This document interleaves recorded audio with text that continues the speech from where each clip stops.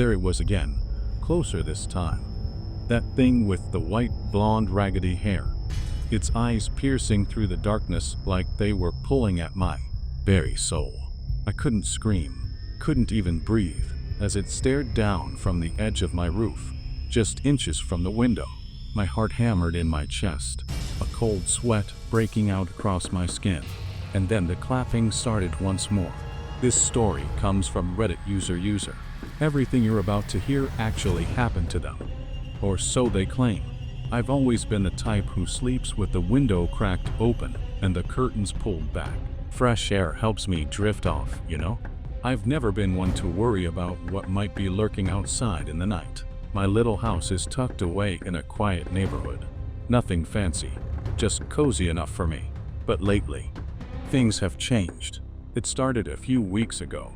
This faint clapping sound drifting in from somewhere outside. At first, I brushed it off as maybe a neighbor's TV or some animal rustling around. It always happened right around 2 a.m., sharp and rhythmic, like slow applause echoing in the dark. I'd roll over, pull the blanket up, and force myself back to sleep. No big deal, right? But last night was different. My friend Tracy was crashing at my place. We'd stayed up late chatting, laughing about old times, until we finally crashed around midnight. The room was stuffy, so I left the window open as usual. Tracy didn't mind. She's not the paranoid type either. We were both out cold when it started. Clap, clap, clap. Slow and deliberate, cutting through the silence like a knife.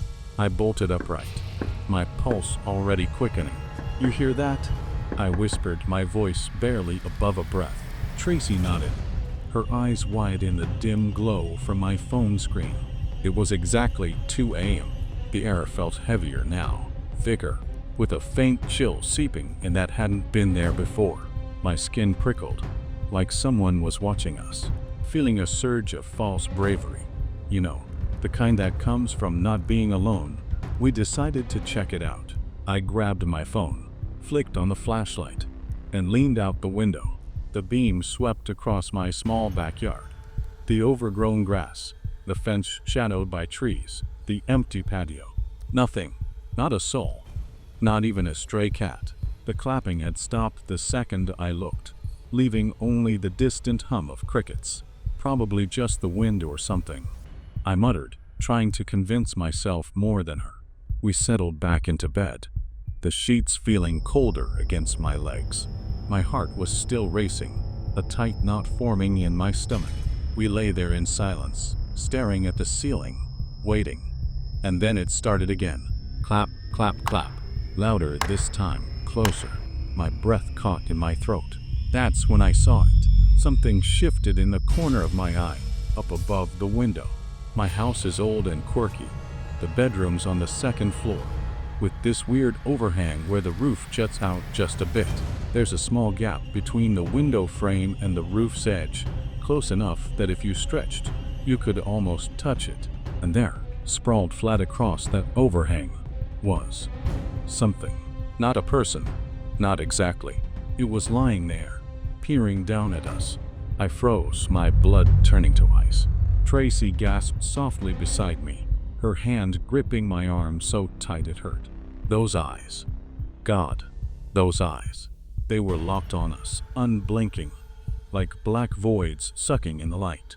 The hair was a tangled mess of white blonde strands, ragged and dirty, hanging down like it hadn't been touched in years. But the face, I couldn't make out a face, just those eyes and that hair, glaring with an intensity that made my chest ache, like it was burrowing into my thoughts, knowing every fear I'd ever had. Panic surged through me, hot and electric. We slammed the window shut with a thud that echoed in my ears, yanking the curtains closed so hard the rod rattled. The room plunged into darkness, save for the faint strip of moonlight creeping under the fabric. We huddled there on the bed, backs against the headboard, not daring to speak. My breaths came in shallow gasps, the air tasting metallic on my tongue. What the hell was that? My mind raced. Intruder? Animal? Hallucination? But Tracy had seen it too. We stayed like that for what felt like hours. the silence pressing in, broken only by the faint creak of the house settling. Or was it something else? Footsteps? No, don't think that. Just breathe. Stupidity won out again eventually. Or maybe it was desperation to prove we were imagining things. Let's just peek, I whispered, my voice trembling. Tracy nodded reluctantly. We inched the curtain back, hearts pounding in unison. And there it was. Closer now. Impossibly closer. How? The roof hadn't moved, but that thing. It had shifted, its form hunched nearer to the glass. Those eyes drilled into me, filled with a malice that made my stomach twist. The hair dangled like wet strings, and I swear I caught a whiff of something foul through the cracks, damp earth mixed with decay, like an old grave unearthed. My vision blurred with fear, tears stinging my eyes. I wanted to scream, but my throat was locked tight. What if it heard? What if it came in? In a blind panic, I fumbled for my phone and texted my old friend across the street. Please look at my roof. Something's there. Help. My fingers shook so badly I had to type it twice. She replied quickly. I'm checking nothing. Roof looks clear from here. Relief washed over me, mixed with doubt. Was it gone? We cracked the window one last time, the cool night air rushing in like a sigh. The clapping had stopped. No eyes, no hair, no shadow, just empty roof and stars. We locked everything tight, window, door, even wedged a chair under the knob, and spent the rest of the night distracting ourselves with mindless TV, lights blazing. But sleep, that didn't come. Every creak of the floorboards sent a jolt through me, my mind replaying those eyes over and over. Tracy left this morning, hugging me tight at the door with a worried look. Call if anything happens, she said. But now, alone in the house, everything feels wrong, off kilter. The air's heavier, like it's watching me.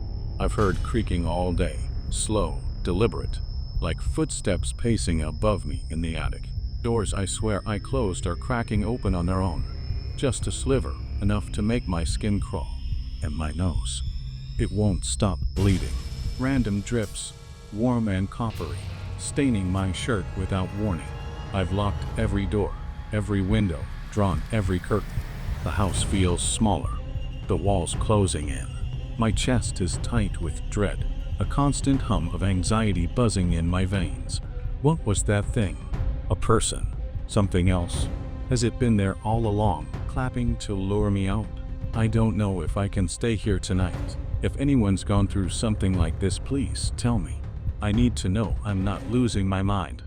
One commenter suggested it could be someone actually living up there on my roof, or worse, in it, pointing out how common squatters in attics or crawl spaces have become, even referencing a TV series about real cases. Another shared their own chilling story. A neighbor spotted someone lying face down on their roof at night, called the police, but by the time they searched, the intruder was gone, maybe using the roofs as a pathway between houses. They never came back, but it shook everyone for weeks. To this day, user still hears those creaks and deals with the unexplained nosebleeds, wondering if that thing is still out there, waiting. Some experiences you never fully leave behind. Original post and updates in description. What would you have done? Comment below. And sleep with the lights on.